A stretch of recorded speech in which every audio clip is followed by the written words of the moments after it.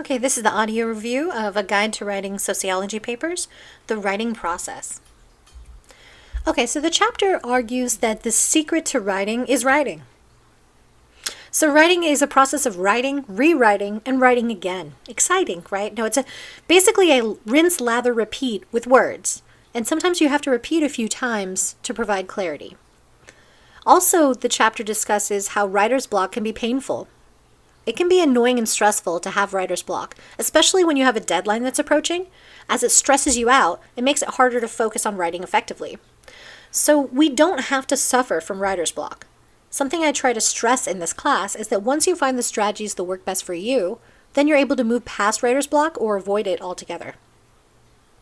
So really, the key is to break down complex writing tasks into small, manageable chunks. So again, this is why you have to do an outline for this class before you write a paper draft, right? So that you have that structure there already. You've broken it up into manageable chunks, and then if you just fill in those chunks of your outline, your paper starts forming.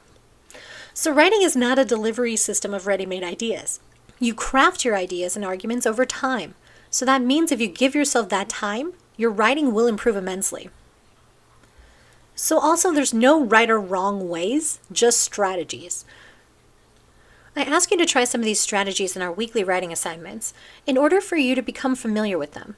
But the best strategies are the ones that work best for you. I just ask you try them and break out of old habits that are made for old papers, as sometimes you discover a particular strategy you would never have tried works out well for you. In this class, I want to teach you the standards for writing in sociology. But more than that, my goal is to support you and help you succeed by providing the best evidence, activities, and advice I can so that you can get the benefit of learning how to be a better writer, but also a better time manager, a better relaxer. Since when you do not procrastinate, you have more mental space to relax. I know when I was an undergrad, almost all of my assignments were rushed, last minute, before a deadline.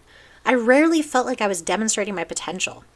I was simply getting by in a limited time frame.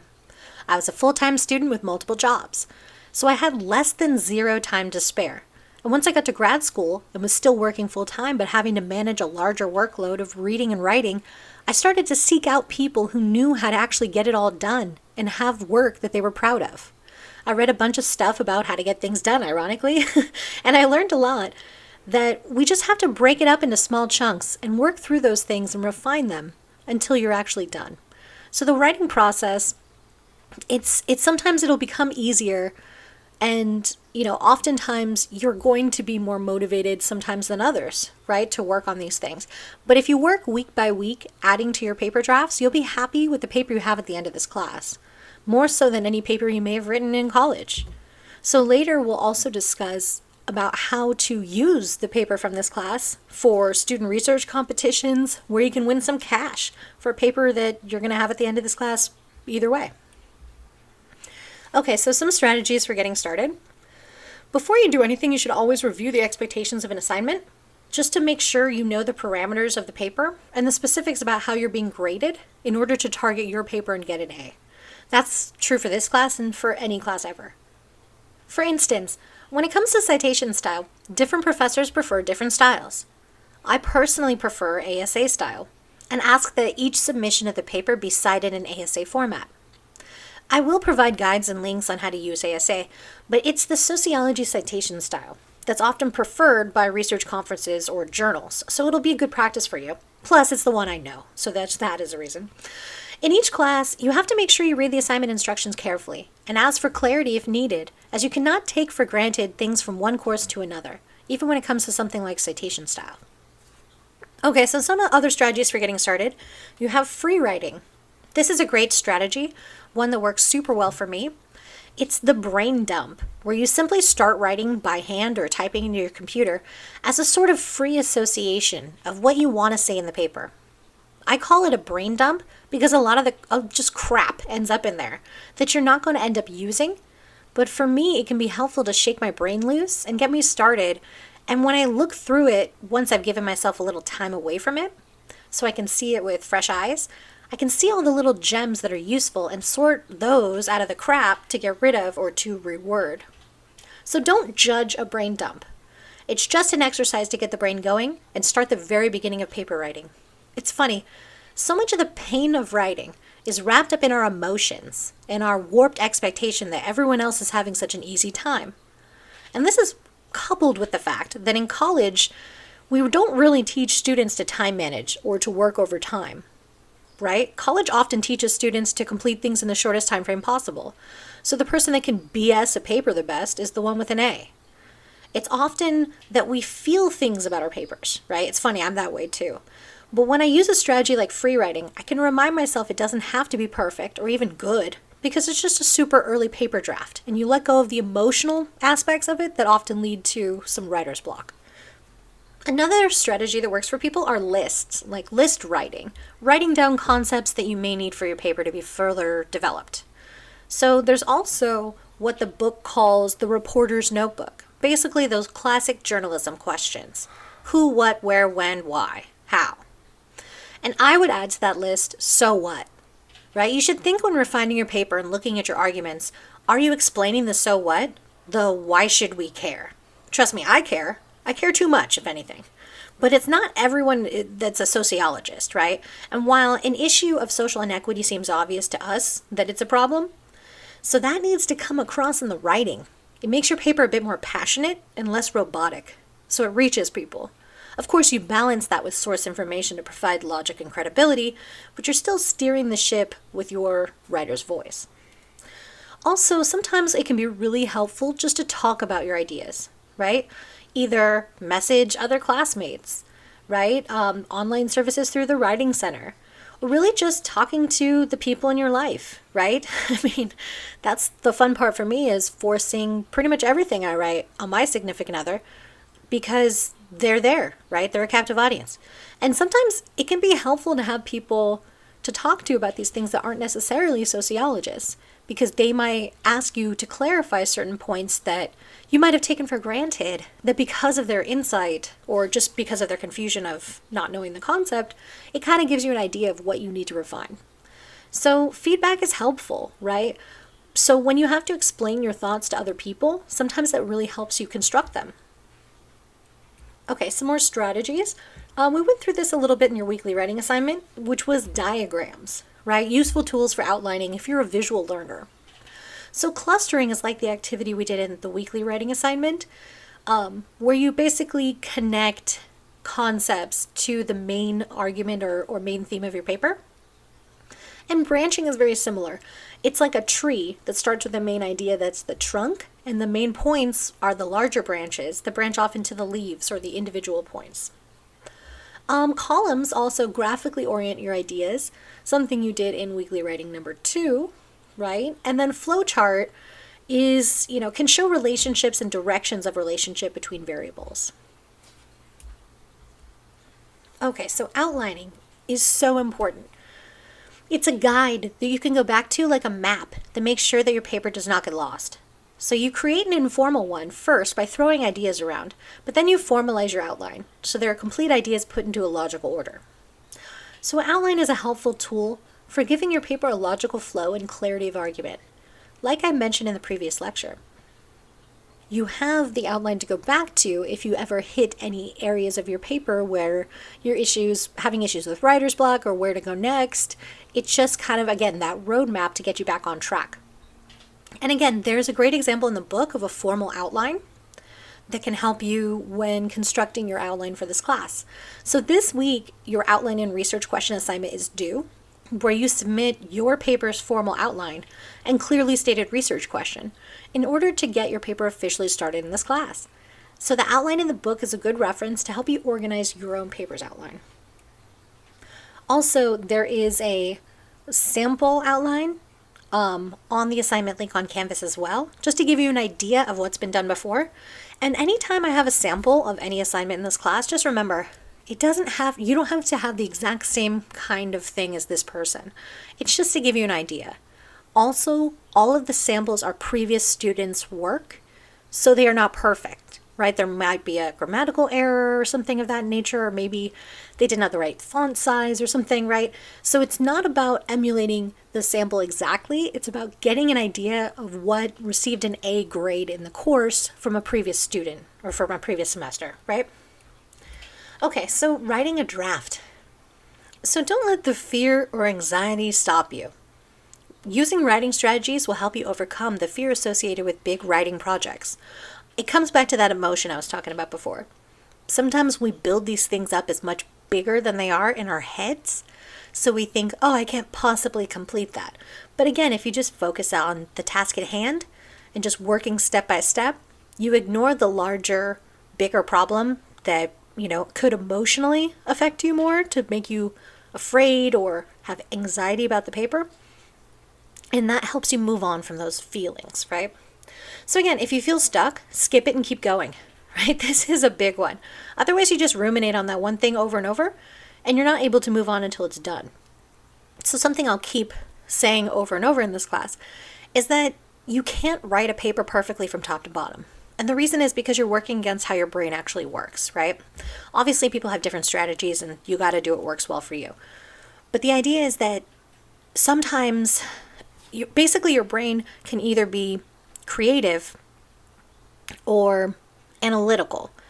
And it's very difficult to do both at the same time, which is also why it causes such a fatigue to do so, right? So if you just write a draft and you get stuck because you're like, oh, that isn't the right wording I'm trying to use, or that's not quite what I'm trying to say, right? And I do this all the time. You get stuck on something and then you're like, okay, what's another word for that? And you spend so much energy just trying to approach that one problem that now you've lost the energy to finish that whole part of the draft or that whole section of the outline, right? So what I suggest is just highlight that part, right? You don't like that word, then just don't like it. Who cares? You can fix it in the next draft, right? And you'll be surprised by how much energy you have left to finish the rest of that draft. Then when you come back to it, our brains work on our problems when we're not thinking about them in our subconscious mind. So if you just kind of skip it and move on, by the time you come back, your brain might have already figured out a better word, better approach, or you just might have given yourself more time to kind of decompress. So when you see it, you're seeing it fresh again, right? So when you're doing that as a draft, you can do that. When you're writing the paper at 11 p.m. and it's due at midnight, you can't do that, right? And that's why it gets so stressful. So don't do that to yourself in this class. Try the format and language of the journal article. As you learn a new way to write, you should try to tailor your language and approach to one more similar to a journal article. And the time for polishing is later. If you don't love the wording as you write your draft, who cares? Move on, highlight it and go back, right?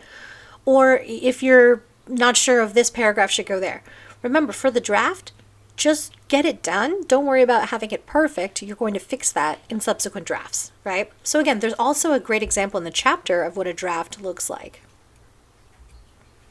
Okay, so moving on to getting feedback and revising. Once you have some feedback from your assignments, you'll know where you need to insert new ideas and where you want to delete or modify old ideas. So when you insert new ideas, you're filling in gaps in logic or adding details and examples to support the arguments you're making in a particular section of your paper. The book says to go back to those journalism questions and use illustration or citation to provide evidence for your arguments. So sometimes you might want to modify or delete old ideas just to kind of loosen up or eliminate some of the wordiness in your paper. Sometimes you need to rewrite sentences and paragraphs to strengthen organization. So this is something we'll discuss again later with the whole citation sandwich to make sure that you're introducing the points within your own voice and then using the research to back that up, right? Sometimes this means adding transitions, which is important to tying together ideas and making the argument clear throughout the paper, and often accentuating the relationship between variables, right? It's kind of that combination of the things above, making sure that your argument and really what you're trying to explore in your paper, the variables that you're looking at, is something that's clear within the reader's mind as they're going through your entire paper. Okay, so looking carefully at sentences. So you want to eliminate wordiness. Words can weigh down your paper and make it unreadable. To provide clarity or strength of argument, you have to eliminate wordiness. The book uses specific examples of issues in writing, such as inflated phrases or passive voice, which slow down your paper.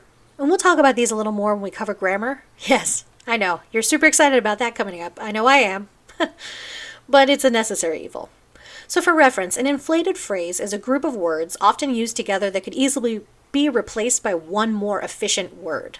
So for example, instead of saying a number of, you could replace that with many, right? This is something I will do when I read and edit your paper submissions. I like to slice out all those words, and though they may seem to work as they are in your paper, they often slow the pace or confuse the point. It's like pruning our blueberry bush, so it will produce more blueberries. It seems like we should leave it the way it is, but when you take off all the extra growth on the plant, or in this case, all the extra words out of your paper, it can be much more effective. Also, when it comes to passive voice, and you're going to hear a whole bunch of other things about that later on. We're going to have a whole lecture on passive voice, so I'll just move on from that one for now. So really, again, going back to what we're talking about here with your, how do you look carefully at the sentences, right? You want to add details and examples and provide proof of your arguments. And you want to add transitional expressions when appropriate, right? Transitional expressions can help the reader understand the connections between concepts or sections of your paper. So there are examples in the chapter on transitions to show addition, to show time, to make the reader stop and compare, right? To give examples, to emphasize, to repeat, and to draw a conclusion. So the key is not to overuse these phrases, and most importantly, to use them in the correct way that they're supposed to be used, right? To use an expression to show addition and not to use that same expression to repeat, right? So you have to use the specific transitional expressions that actually work well with what you're trying to express. Okay, so academic writing style. Style is how the author expresses ideas, right? The choice of words, the structure of the sentence, the way the words resonate with the reader. So your writing style also has an impression that it creates about you. So a well-prepared paper speaks much higher of you than some last-minute half-assed paper. You want the reader to think you really have a strong argument and know what you're talking about, right? And that's where the drafting and writing and rewriting really comes in. So when it comes to professional standards and expected format, there are certain accepted styles and rules of academic writing. In this class, I want students to become familiar with ASA style of writing and the in-text and bibliographic citation information. So this is the accepted format for a lot of sociological journals, as we'll talk about later. So it's the one I use for this class. But obviously, depending on an assignment and depending on what the writing submission is, these details can change. So the real issue, the problem with academic style, can be something that does not follow the previous rules. So some academic writing comes off as really stuffy or unclear or packed with jargon, right? So the key is to make your arguments strong and rigorous like academic writing, but still retain clarity and purpose with your concepts and terms. And for me, I believe this is a real issue within sociology, right? Some journal articles you read, they're so stuffy and boring, right? And if our aim in sociology is to simply sycophantically write fancy papers for each other and pat each other on the back, great, we're doing that. But if the goal is to actually create research that could then inform policy or just, kind of more social understandings of the issues that we face in our contemporary society, then we need to make those things accessible, not just to people in the academy, not just to the people that are privileged enough to go to college, right? We need to make something that's accessible enough and rigorous enough that it can reach more people, right? Actually, the one of the sample assignments I use in this class, I'll talk about this later, so you're like, oh great, I have to hear you more than once. But anyway, the student that I had that would graciously let me use her paper as an example, she actually had the two girls that she babysat read her paper, and that helped her edit it. So for reference, the kids were like, I think 11 and 13. But still, the idea was that her paper is very rigorous. It's very academic, yet at the same time, it's done in such a clear, focused way that even a young person could read it that clearly hasn't had sociological instruction and still get a strong sense of what it's talking about, right? That's something that we really need to pivot on in sociology and make sure that we're actually making research accessible beyond the academy.